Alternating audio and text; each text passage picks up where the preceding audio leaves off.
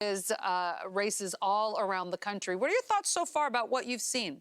Yeah, I think it may not be a tsunami. It probably will be a trickle, but even a trickle is enough to change really the composition of what's going to happen over the next 2 years. And so remember, the Democrats only have to net gain 5 seats in the House, and they only need 1 net gain in the U.S. Senate. And the Republicans only. The Republicans only 1 more in the Senate. I'm sorry, excuse me. Yes.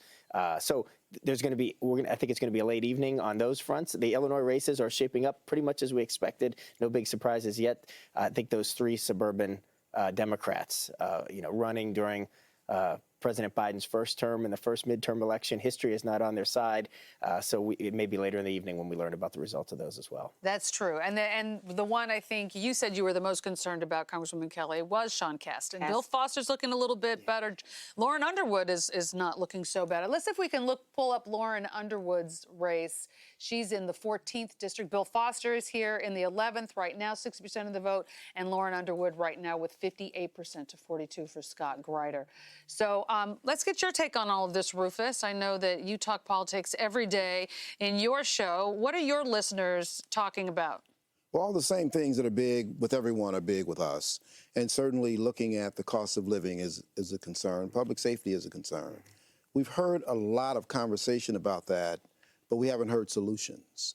And so that became a real push point for the Republican Party. But they talked about it without really giving any solutions. So that's what we continue to look for, what my audience continues to call for. When we look at what's going on, I mean, this is a really concerning night. It's a really upsetting night because given all that has taken place, and we don't ever look away from January 6th, and given all that's taken place, the fact that we could move to a point of not getting anything done for the next 2 years, just by a little bit, is truly concerning for all of us.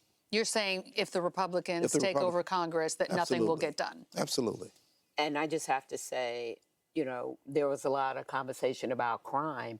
And when you look at legislation we passed, we did try to move the needle on crime and giving investment in communities and helping with police needs also. And yes, we totally agree. We need good police training, evaluation, accountability. But we hear from a lot of areas that it's hard to even recruit police. And you can't stop crime just with police. It has to be community involvement. We have to do prevention. We have to invest in our young people and our neighborhoods. And Republicans did not help in that vein. But one of the knocks on Democrats is it seems to be tough to get messaging out. Well, you get things passed, you get things done, but either it's not touted or people just don't understand that. Why do you think that is? Well, it drives me crazy when people say that. Is it true? Because we are doing the work. And, just make America great again. People fell in love with that. What does that mean?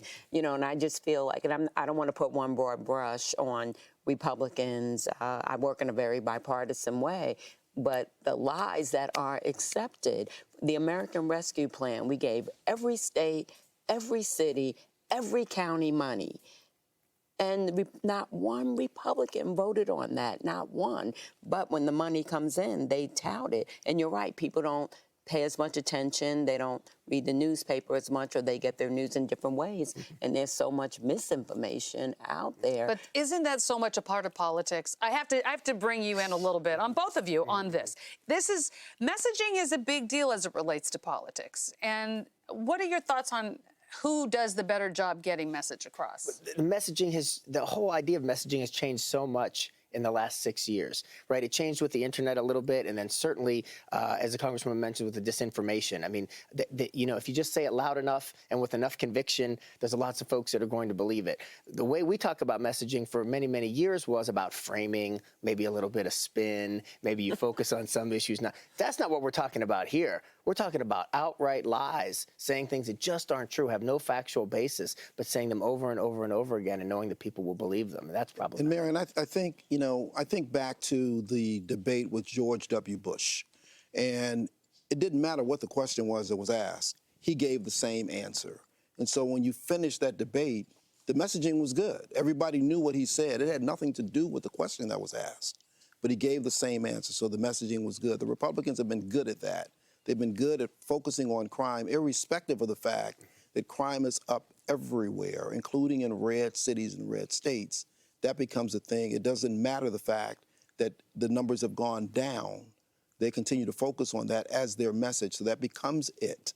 The Democrats seemingly we have a lot of issues that we deal with, a lot of things that come out, so staying on one message consistently is just different, and the fact that the facts have nothing to do with the messages that are put out by one side. And fear and racism are all mixed in. We want to jump in and listen to Congressman Bobby Rush, who is now retiring. And to take his place, Jonathan Jackson has just been elected. Let's listen in. There's one reason why I'm here tonight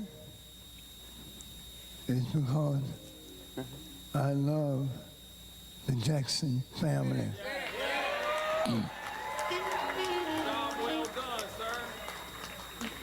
I love all of them. I am a part of their family and they're a part of my family. But I'm here also because I've served for as congressman of the 1st District for 30 years.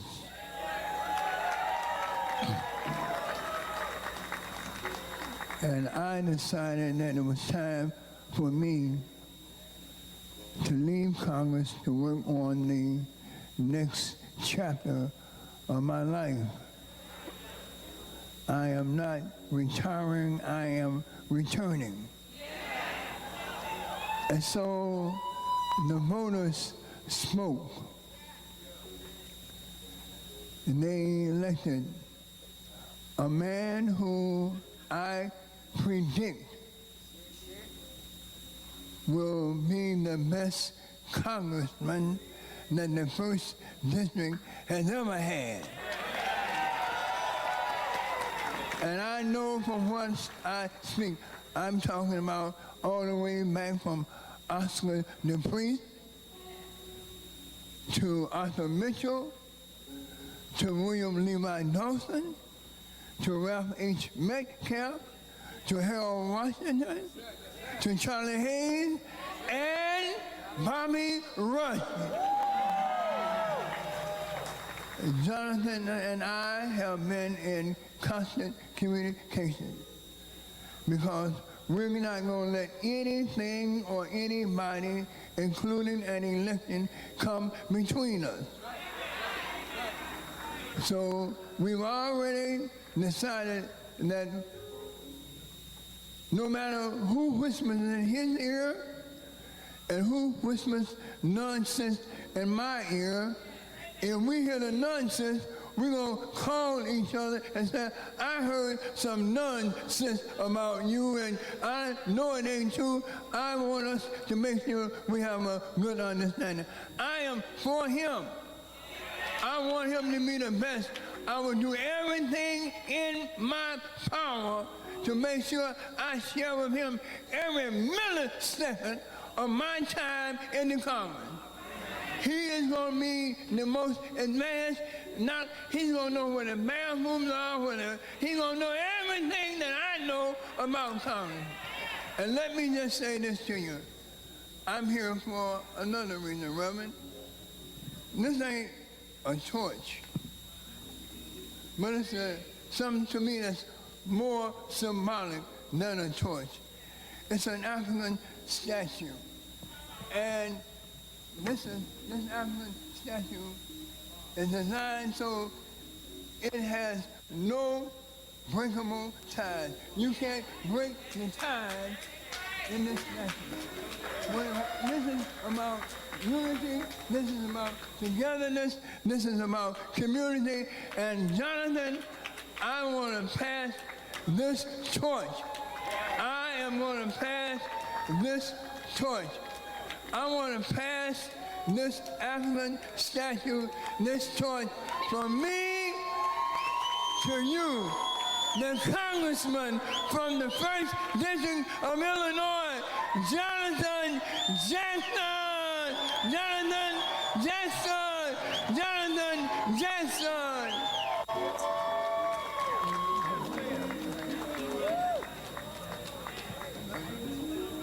sir. Good evening, everyone. Come on, we can do better than that. Good evening, everyone. Let us give Congressman Bobby Rush a round of applause. Come on, we can do better than that. 35 years of leadership. The first district has been served well. I'm Cook County Commissioner Stanley Moore, and I am so proud of my brother Jonathan Jackson today. Are you proud of him? Oh man, today is more than just a victory. It's a life changer. Today, my association and my friendship with Jonathan Jackson for the last 35 years, one can only imagine that one day we both might share this stage as elected officials to serve the public. We've been called upon you to serve you. We know of the great history of the Jackson family. We know of the work that this man has done. And Let's talk a little bit, if you guys don't mind, about the legacy of Reverend Jackson. I kind of asked an earlier panel about this, but this is his second son that'll be a member of Congress. Let me start with you, Rufus. Well, it's quite a big deal. And when Jonathan got into the race, it changed everything. There were a number of people who were running. When he stepped in, it did change everything. Reverend Jackson has just been in the forefront of so much for so long for us. And to continue his legacy as it goes is a really important thing. And to clear up whatever other thoughts or machinations may be out there is really good. And so it's good to even see Reverend standing there. It's always good to see Reverend Jackson when he's there, and I think Jonathan will do a good job, a great job, in going to Congress and carrying the legacy. He's been good, he's been strong, he's been smart, he's been thoughtful. He's done a number of stints on WVON. He'd come on and just share economic news with Cliff Kelly every week, every month. But I think he's going to be really good in that role and really good in carrying the legacy of the Jackson family. And Congresswoman? Well, I look forward to working with him. I'm 2 and he's 1, so we're right. In fact, he took some of my district. That's why I'm going all the way down to Danville. But he took some of my district, but we're already working together. I'm trying to help him find staff that can work with him, so I look forward to working with him. And it's just a great legacy for Reverend and his wife that another son is now a member of Congress. And what are your thoughts from a political standpoint? I mean, Reverend Jesse Jackson ran for president, so he has always had a hand and some tentacle somewhere. And we're going to listen up in just a second. 2 seconds. What are your thoughts? Deservedly so, and I think that the symbolism of passing the statue, passing the torch was quite beautiful.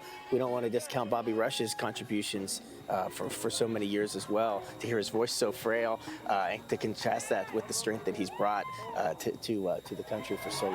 Right. All right. Let's listen in.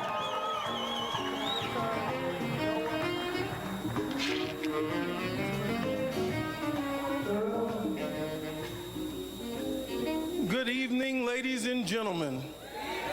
I am so honored to be your representative from the 1st Congressional District of Illinois, heading to Washington, D.C. God bless you. Thank you, thank you, thank you. I've got another brother in here today. Has anyone seen Judge Greg Mathis? Where is the judge? Come on, Judge. Come on out here. Hey! Come on. I'd like to give a very special thank you to all the voters of the 1st Congressional District, all of the supporters, all of the volunteers, all of the donors, everyone that has made a sacrifice to make this day possible. I thank you. I'd like to also give a very special thank you to my wife, Marilyn Jackson.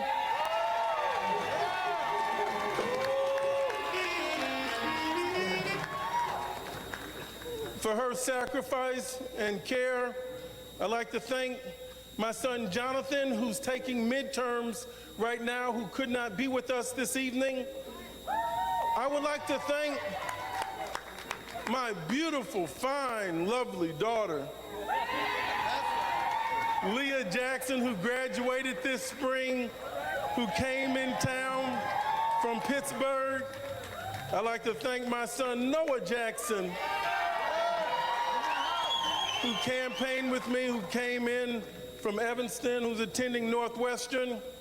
And I want to thank, with a deep sense of gratitude, my mother and father, Reverend Jesse Jackson and Mrs. Jacqueline Jackson. Listen, people are proud to be Kennedys, and they should be. And people are proud to be Daleys, and they should be. And some people are proud to be Bushes, if you want to be.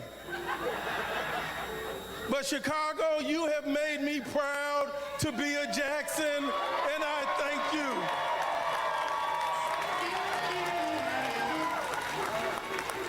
All we do is win, win, win. I want to thank Congressman Bobby Rush, Uncle Bobby, Congressman Rush. They've been two of the same my entire life. I can't imagine living without you, Uncle Bobby. You've been here for us. I want to thank the ministers that opened their churches and educated and led. And this message I want to share with you before we leave. I've heard you from the 1st Congressional District. Why did I run? Because the 1st Congressional District is in pain. People are hurting. I've heard from the senior citizens, the special citizens, that are having to cut their medicine in half because they don't have enough to make it from prescription to prescription. I've heard from those that have worked an entire lifetime that don't have enough money to go to the hospital. We need Medicare for all. I'm going to fight for health care for all. We can afford it. It's a function of the political will. We have to fight for affordable housing. But the other side of that fight is to make sure we can afford the housing that we live in.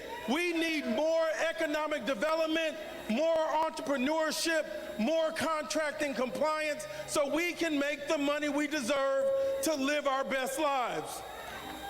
I have a particular interest in pandemic preparedness. The South Side was ravaged with COVID because we couldn't get tests, we couldn't get hospitals, we couldn't get enough doctors. The same way they can find great athletes to come into our neighborhood to play basketball and football. Let's think big and have a bold imagination. Why can't we get underneath the rotunda in Washington, D.C. and propose a pathway for 10,000 African-American doctors in the next decade so we can service our communities? Let's think big and think imaginative. We need transportation. I want to thank the ATU for having come out and stood with me. Reverend Martin Luther King did so much more than talk about a seat on the bus. He was talking about mass transportation. When we don't have the means by which we can travel and move freely around the city and around the nation, we have a transportation crisis. Ladies and gentlemen, we've got so much more to do, but I want to thank each and every one of you. You've come and you've given me your love and support, and I want to honor you, respect you, and give you the best that I have. I want to thank God for giving me the strength and commitment. I want to thank my mother and father for instilling in me a sense of service. I've seen my father bring the hostages home. I've watched my father create trade agreements and alliances with corporate America to bring our resources back. I've watched my father be a voice for the voiceless. I have watched my father, with just the faith that he's had in his belief in his God, try to make a better humanity. But on this day, I can watch my father see that I want to be just like him and carry his name and good works forward. I thank you and I love you. God bless you.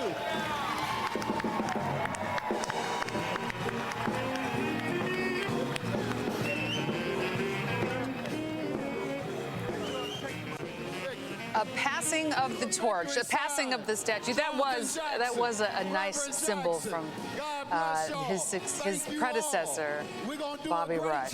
Passing of a symbol there.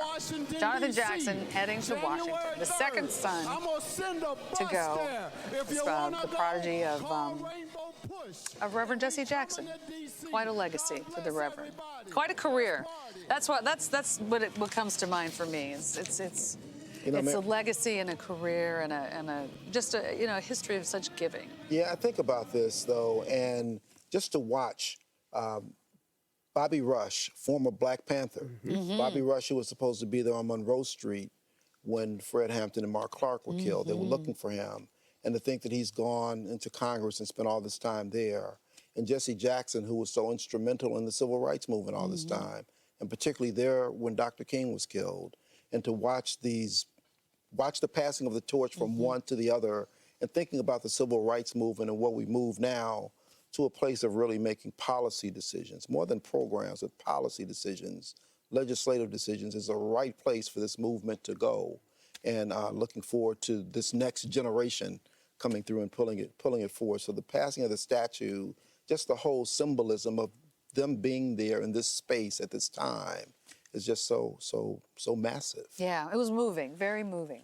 We want to bring in now Delmarie Cobb, who is a political consultant and a media consultant, well known in the city of Chicago. Delmarie, thank you for joining us via StreamYard. Tell us your thoughts about this evening. We just heard from Jonathan Jackson. He gave his victory speech. So that was not a race that we didn't expect to see go his direction. The primary was his big win. But what are your thoughts so far on the night? Well, just hearing this speech just now was so important to me and moving because I worked on Jesse Jackson's presidential campaign in 1988, and I worked on Jesse Jr.'s campaigns in the special election in 1995, and I campaigned with Jonathan for Jesse Jackson. So I can tell you in 1988, this was never a thought of his. And so this is just unbelievable. And of course, I did Bobby Rush's campaign in 1992. So this is unbelievably full circle for me. It is quite a passing of the torch. All right, we're going to get to some other races that we want to talk about. Sean Casten and Keith Pacaud right now. This is the one House race that looks the tightest, or that we believe is the tightest. Now, all these results, 60% reporting, 55-45, but we know we just don't want, we're not calling anything, so we're just looking at the numbers as they are right now. Let's go to V. Wynn, who is at the Keith Pacaud headquarters, and just get a sense of what they're thinking and feeling there. Who are you talking to, and what have they told you so far tonight, V?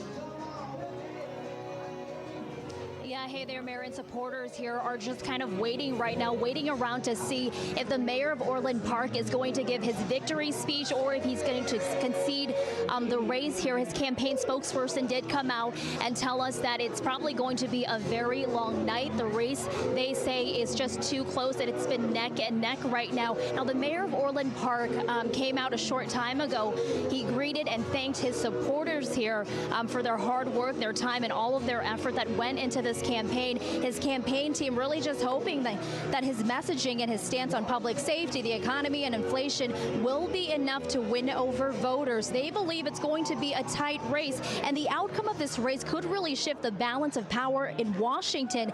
His supporters out here tonight, again, just kind of waiting around, waiting to see if he will give his victory speech or if he will concede the race. Like I mentioned, his campaign spokesperson did come out and tell us that it could possibly be a long night while they wait for the results to come in. But so far, we haven't seen him out here. He was out here earlier thanking supporters and greeting them just, for their hard work and their dedication into this campaign. But again, it's just a waiting game right now out here in Orland Park. And that's the very latest. I'll send it back to you. All right, V. Wynn. They are waiting. So it is going to be a long night, I think, for this particular race. And we don't know, what percentage of that 60% were mail-in votes, which ones were early vote. You know what I mean? We don't have that breakdown, and that would help a lot if we could predict that. Yeah, we do know the Democrats tend to vote early, and the correct. Republicans vote on the day of, so that would make a big difference. So you're right, we don't know. And it's a new district, which makes it harder to make predictions too. We can't just look at what happened in the last election. We have to think about how the redistricting. Which all makes sense why it would be a longer night. Yes. But it's always better to be ahead. Yeah, you take it. Psychologically, that helps. You'll It's always better to be Del ahead. Marie, what are your thoughts on the 6th? No, it's because of the redistricting that I think it is so close, because Sean Casten certainly didn't have this kind of problem when he was running before. So it is going to be a long night, and it's interesting that it's this close. It is interesting. Now, we do know the shift. The shift went further south, which brought in Orland Park and Tinley Park. Orland Park Mayor Keith Paco is that I'm sure is part of the reason why he jumped in the race. And he apparently is a pretty popular person down there. So what do you think about all of the districts shifting? All of the districts shifted. I mean, it changed Lauren Underwood's district in the 14th as well as Bill Foster's. What do you think about some of the other races? Let's take a look at some of the results for Bill Foster's race and for Lauren Underwood's race, the incumbents in the 14th and the 11th. But Del Marie, let's get your thoughts on just how redistricting has affected the races. Well, you have to reintroduce yourself to people, or introduce yourself to new people who are not your typical voters, and these are incumbents. And so this is not the first time that they've run for Lauren Underwood. This is her 3rd run. And I believe for Bill Foster is his 4th, I believe. But it just shows you that it's when you have a new electorate, you really have to work hard to introduce yourself. And they may not be aware of your record, and you have to tell them your record. And as you said earlier, that particular area of the south suburbs is Republican. They have voted for a Republican mayor, and so he's very popular out there in terms of Keith Pacoy. Yeah, he's very well known. And then let's look at Lauren Underwood's district. Right now, we show her having 56% of the vote to Scott Greider's 44%. Scott Greider is the Kendall County, head of the Kendall County Council there, or the board, I should say. And Kendall County, I don't believe, was even part of her district before. So this is another circumstance where her district shifting, 70% of her district was new. Now, she was already sort of, I don't want to say an anomaly, but she was an African-American woman in a predominantly white district. Right. And clearly she was elected twice, so she did quite well. And then it all shifted. So talk a little bit about, I mean, it happens every 10 years, so it's not like people don't expect it to happen. That's right. But as a member of Congress, how do you watch it as a political science professor? How do you watch these races as you see the redistricting? Yeah, I mean, Ms. Cobb had it exactly right in terms of introducing yourself to new voters and making the case. It's also important to realize there's some coattail effects. I think that the reason why these folks may be doing well at this point, we're going to be in this point, right, in where a national wave is going to move toward the Republicans is because the top of the ticket, Tammy Duckworth and J.B. Pritzker, were strong candidates. When we zoom out and we look at some of the other states, that's not necessarily the case for Democrats further down the ballot. And so thinking about Georgia, thinking about Pennsylvania, some of those places, it might be a different situation. And so people split votes. Everybody doesn't vote straight ticket like they did years and years ago. But this is, there's a great example there. We saw the Herschel Walker. Well, you race. can't, our viewers can't see this. So we're going to let's take a look at some of those races. The Pennsylvania race for the Senate. Everyone's watching this one right now. 56% of the vote in for John Fetterman, 44% in for Mehmet Oz, 32% reporting. Nobody is calling this race. Again, we have to remember, as Professor Caliendo said, often the Democrats vote early and the Republicans vote day of. So we don't necessarily, I think it's going to be a long night as it relates to Philadelphia. Can I point out, though, in the Pennsylvania race, the law in Pennsylvania is that they can't start processing ballots until the polls close. Oh, that's right. Which is different. That's right. It's going to be a different dynamic than what we see in Illinois. We don't start counting, but we can process them prior to the polls closing. That's right. So they really won't know for a couple of days. Yeah, only 32% are reported in there, and they're much higher every place else. That's right. Now let's take a look at the Georgia race. This is a close one, 73% reporting. NBC, by the way, even though we have that check mark, NBC is not projecting this race yet. So this is an error in the graphics department. 51% for Raphael Warnock, 49% so far for Herschel Walker. In Georgia, you have to get more than 50%. Is it 50 plus one in order to avoid a runoff? So if this number holds, if that number of 51-49 holds, there would not be a runoff. But we don't know that that's going to happen just yet. 73% in, though, that's quite a bit. Yeah, that's a lot. There's a third candidate, which is why you can't get to the 50%. But, you know, the fact that this race can be this close, given all the things that we've heard over the last 6 weeks, really speaks volumes to where we are as a country. And to think about the people who are really pushing and continuing to support Herschel Walker were doing it not so much because of the candidate, but they were doing it because of the power that would inure to the Republican Party. And so it speaks real true volumes about what we vote for and where we want to be, because irrespective of who would be there, that was the rationale that so many had for why they would be supporting Herschel Walker. Even people in his hometown. When you went to his hometown and you saw the signs for Herschel Walker around, the signs for Herschel Walker were with the white community, not with the black community, not with the people who knew him from childhood. They said, we know who Herschel Walker is and we're not voting for him. So it was really about something entirely different. But political scientists have known for some time the strength of party identification in terms of predicting vote choice. But colloquially, we hear people say all the time, I vote for the person, not the party.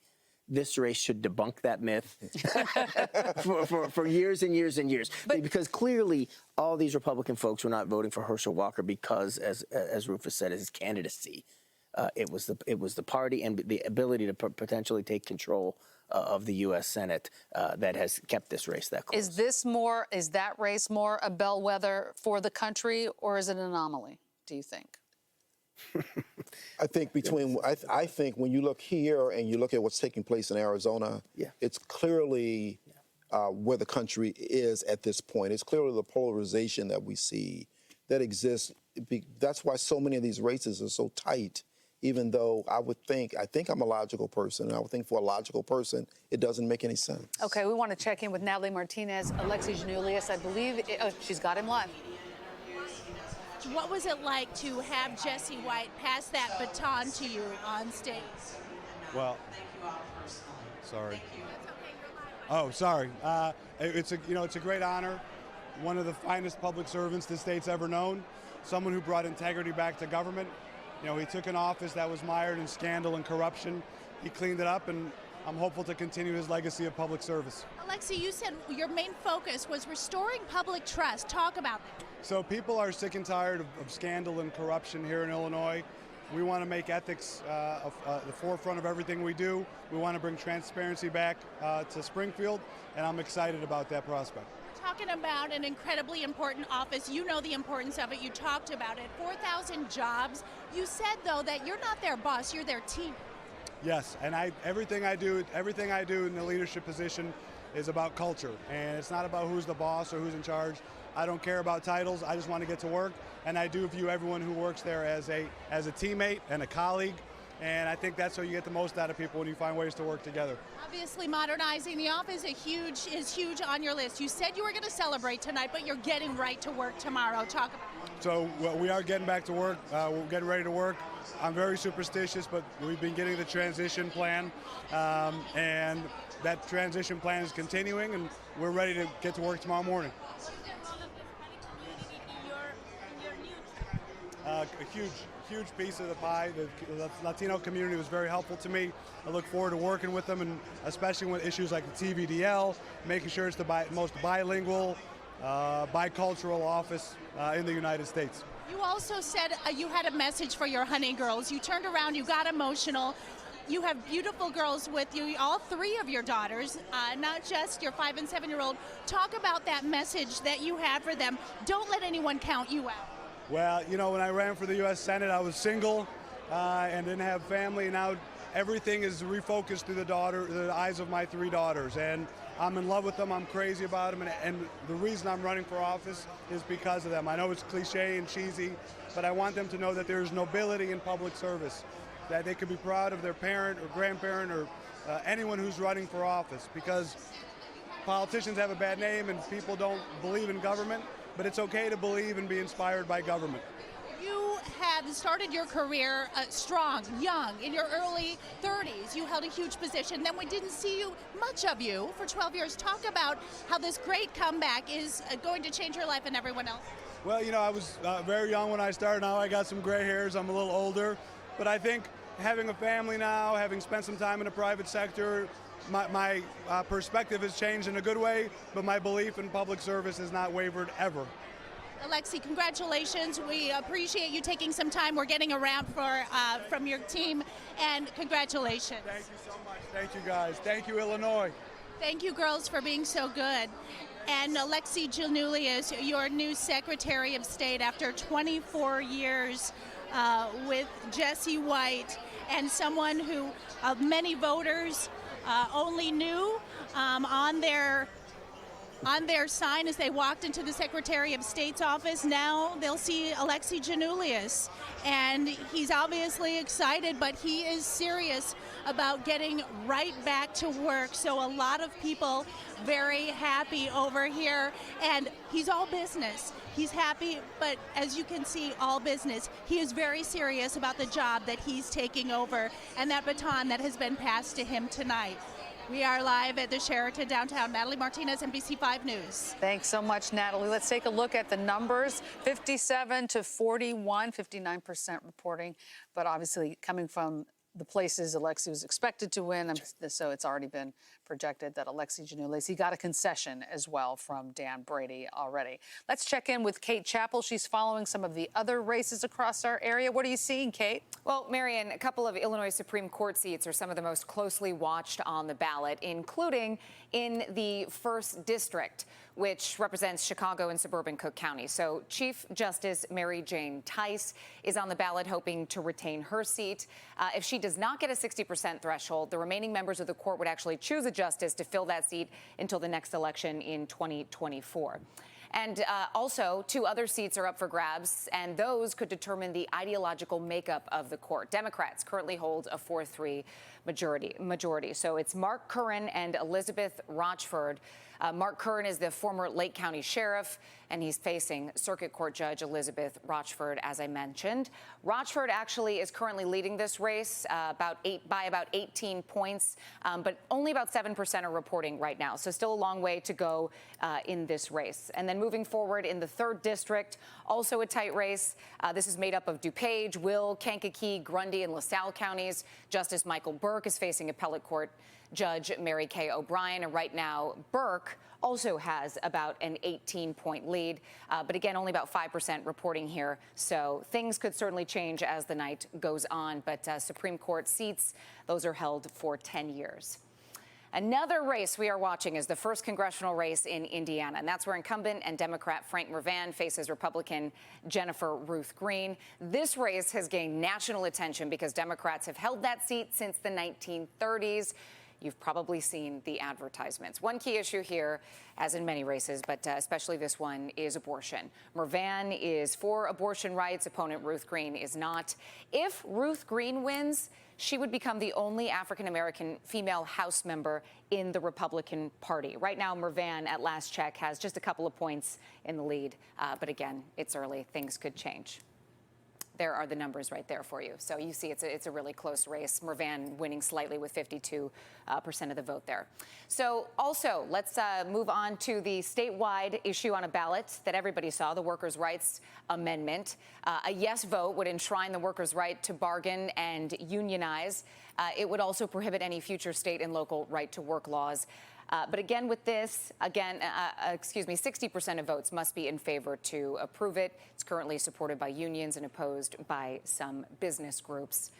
So there you go. And here's a look at some of the results for it right now. 44% of the precinct reporting at this hour. 63% of those are in favor. Marion, we'll send it back to you. All right, thank you so much, Kate Chappell. Really interesting races that she's watching because they could have a major effect on how things go forward in the state. Real quickly, let's talk about the Workers' Rights Amendment. We hadn't talked about that on this show too much yet.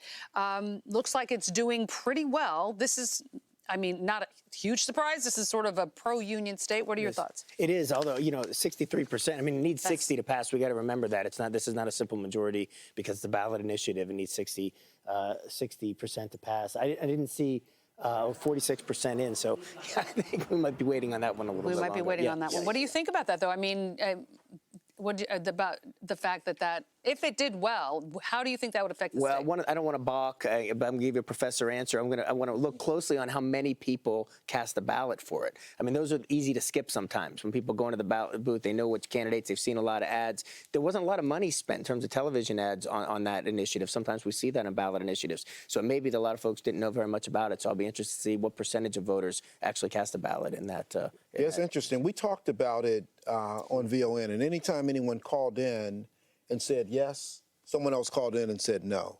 So it wasn't clear, and we tried to walk through it and explain that this is embedded into the Constitution, and people were concerned about it costing more money if it's in the Constitution, limiting what legislators would be able to do, similar to the pensions and how they are embedded into the Constitution. So it's interesting to see where it is now. I had no idea how it will come out because it seemed to be 50-50 with the people that talked to me about it. And Del Marie, what were you hearing about this amendment?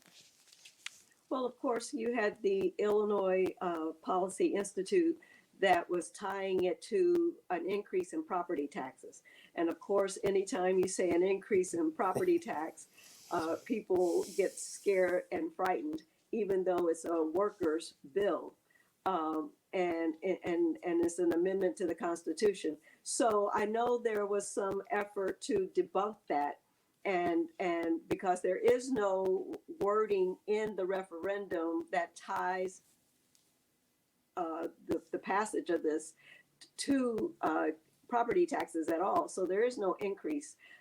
So it's a projection, what might happen, what could happen. And so I think that it might have a good chance of passing because it's worker related, but the fact that it's tied to property taxes, I know that scares people off if they don't know the issue that well.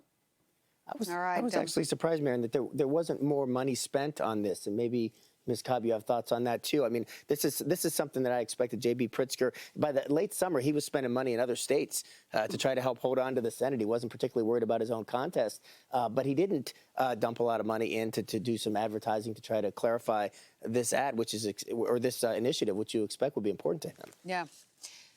Have you heard anything about that, Del Marie? No, I agree with you 100%. There should have been more money. I mean, when you look at what happened with the fair tax bill and how... Okay, we need to jump in. Darren Bailey is about to speak. We'll get back to Del Marie. Sorry about that interruption. Thank you. Thank you. Thank you.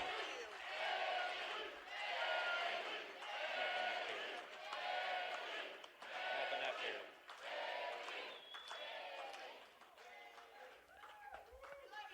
Oh, God bless you. We're having some technical difficulties here real quick.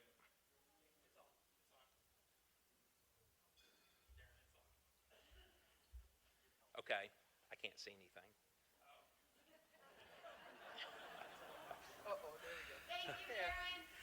Friends, God bless you. This is amazing. And I do want to tell you something. This isn't part of this speech, but there's still room for a miracle, friends. Okay?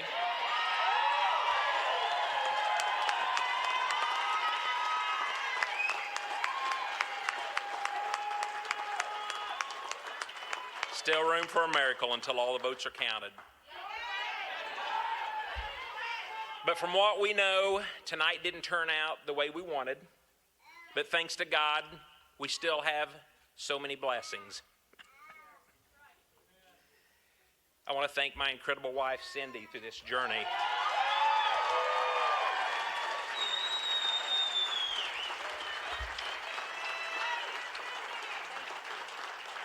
Cindy's my high school sweetheart and has been by my side every step of the way, being my strength on the good days and on the hard days.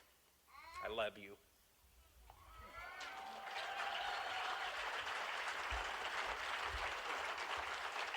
I love my family who has sacrificed so much while we were out on the campaign trail fighting for the future of this great state that we love.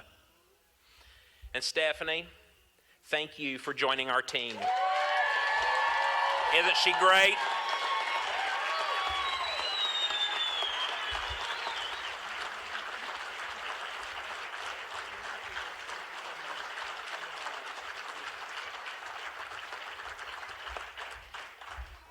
Stephanie and Bill have worked so hard all across this state to help us get our shared message out, and I'm very excited about her future and our movement.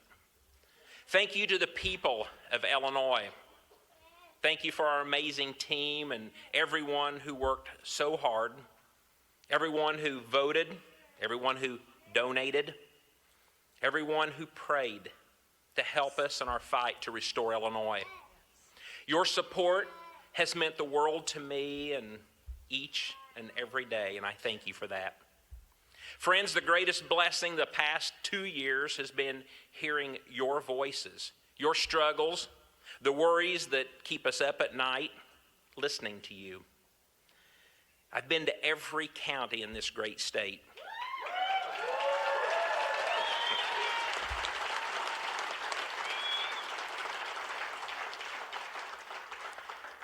We've listened to the voices of working families, parents, taxpayers, law enforcement, and everyday citizens who have been struggling and who've been forgotten. Voices of different faiths, voices of different ages, and voices of different places. Voices from the farms, voices from the suburbs, voices from Chicago, and absolutely everywhere in between.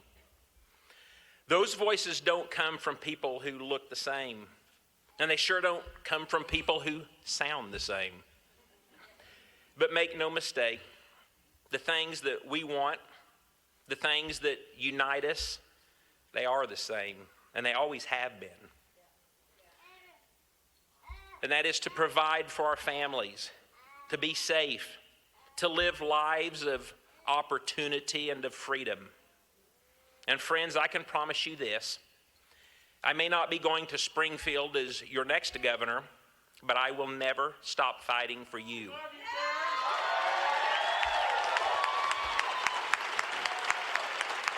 I will never stop listening to your voices. I can't. My family depends on it. I just spoke to Governor Pritzker and congratulated on his win tonight. The challenges are many, but I'm going to do what I always have done, what Americans always have done. I'm going to roll up my sleeves and I'm going to go back to work. My priorities will continue to be the things that unite us. Protecting our freedoms, bringing jobs to our state, and safety to our streets. Republicans need to be the loyal opposition in Springfield, loyal to our state, loyal to our country, loyal to our Constitution, but in opposition to the radical policies of the Democrats.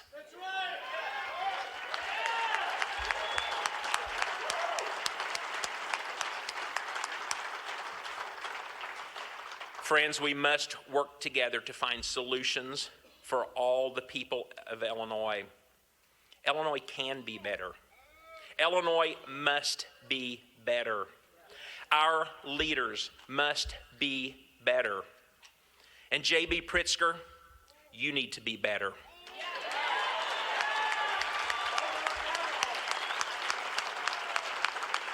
You need to be better for Illinois. You need to be better for our children, and you need to be better for our grandchildren. Friends, thank you so much for being here tonight. Continue to pray. God bless America. God bless this great state of Illinois, and God bless you, and travel home safely. Thank you so much. Thank you. Thank you. We were just saying here, Darren Bailey, the Republican candidate for governor, conceding to Governor Pritzker, telling him to do better. But it's significant. Let's take a look at the results. J.B. Pritzker with 56% of the vote to Darren Bailey's 41% with 65% reporting. But of course, J.B. Pritzker is already the projected winner. Darren Bailey conceding. And we just said a few seconds ago how significant it is that he conceded. Right. That's not a given anymore. Not anymore, a concession. I mean, it's civility. Maybe we're headed back to it. But, you know, we did hear that he was a good guy. Yeah. He's a good guy. Yeah. So that's the right thing. Important to model that, not just for other politicians, other folks running this year, but for young folks who are thinking about getting into public service. This is what happens when you don't get as many votes as the other person. These are the kind of things that you say. That's what happens. Yes, and moving back to a semblance of civility is important. And we need to get there, particularly when we look at now that this election is over, we got a couple more elections coming up, and particularly what people are thinking about may happen in the next couple of weeks with the former president running again. The whole notion of civility goes away. So it's good to see it at this point. It's good to see it in this state, but how do you see it for the rest of the country? Because we're kind of a little we're a little island here in the middle of the country, but we're surrounded by states that are thinking differently. How do I see it for the rest of the country? I think January 6th was an insurrection. And I think that there needs to be accountability for that. There's always been accountability for treason. This is what it seemed to have been. And there are people who went right at the seat of our government and are not held accountable. And to the extent that that happens, we still end up in the same places that we were before. And while there may be some accountability on the legal side, politically, it goes away if the Republicans take control of Congress. The January 6th committee dissolves when the new Congress takes place. If the Republicans take control, I don't like to make predictions, but I wouldn't be surprised if President Biden gets impeached within the first 12 months for some reason or another. There's lots of folks calling for that. You're right. And so I think that's right. And that's going to be the struggle that Speaker McCarthy, if he becomes Speaker, will have, trying to figure out where are the fissures in that party. How do they go forward when Donald Trump still appears to be the kingmaker in that party? And we still look and wonder, where is Merrick Garland and all this, and what happens there, and then what's the reaction if he does something? That's right. Or what's the reaction if he doesn't? Or in Georgia, or in New York, or, I mean, there's lots of legal battles, even at the state levels, too. You're right. There are. Well, let's talk a little bit about, we did earlier with earlier panelists, so I want to get your take. We saw J.B. Pritzker give a victory speech that sounded a lot like a campaign speech. Could you see him running for president? I don't think it's beyond the pale. I think that, everyone has ambitions.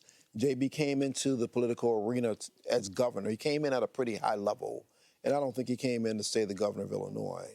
So the notion that he would be considering running for president is not beyond the pale. I think we will watch and see. We've got two pretty old people, pretty well and seasoned people who are looking at continuing to be in the highest office in the land, and something has to give on that front. So. And Darren Bailey pushed J.B. Pritzker during one of the debates about that exact question. Will you pledge to serve 4 years?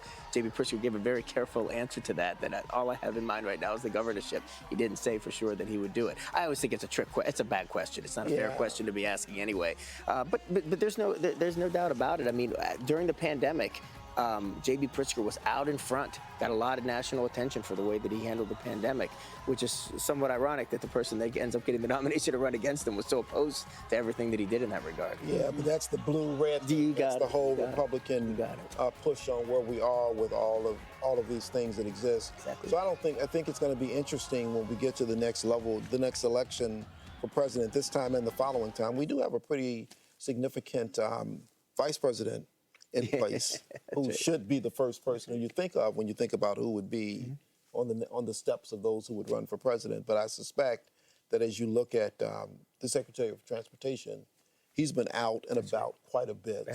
Pete Buttigieg. Pete Buttigieg. I mean, he's been out much more than anyone else in doing it. And I do recognize when he moves around, it's a lot cheaper for him to go places than it is for the vice president. If you saw any of the things last weekend, That's right. there's a lot of security that moves when she moves. True. Someone said they saw him sitting coach on a plane just with just one other guy. Wow. So it's a lot cheaper to get Pete around, Secretary Pete, but it's also giving him a lot more exposure than he may have had coming in. But in some ways, that your point is a good one, that the announcement that we're waiting for isn't so much what Donald Trump's going to do. We got a good sense of what he's going to do. What's Joe Biden going to do? Right. Because that's when these conversations start, when Joe Biden says, I've done my service, I've done my time, back to Delaware. And he can't say it too soon. No, he 'cause can't Then say it he'll too be a soon. lame duck. But Then he'll never get anything. That's right. But if he waits too long, of course, then other candidates aren't going to be able to get their ground games in place and make sure to move it. So We'll see. it's a tricky thing over the next few weeks. Politics, that's what you study. That's why. Yes. Well, let's wrap up the Illinois races that we've seen so far. Just give me your final thoughts as we close out tonight's coverage so far. I don't see any surprises in what happened. I think everything kind of went as it should have. A lot of money was spent. A lot of acrimony and aggravation, but I think it turned as it should, and I wish all of them the best, winners and losers. A lot of dark money spent. A lot of the money, because Governor Pritzker had so much of his own personal money at stake, a lot of the super PAC money came in, where we don't know exactly who the funders are. We kind of know who was in charge of it, but we don't know where all the money came from. And there was some very disturbing things: the fake newspapers, racially charged accusations, a very, very difficult. But because there's no accountability for those types of things, and that's a direct function of Citizens United decision in 2010. Professor Rufus, thank you both so much for being here. And I want to thank you for being here. I also want to thank our other guests throughout tonight's coverage. It's been quite a night here, election night in Illinois. For more results and analysis, you can download the NBC Chicago app.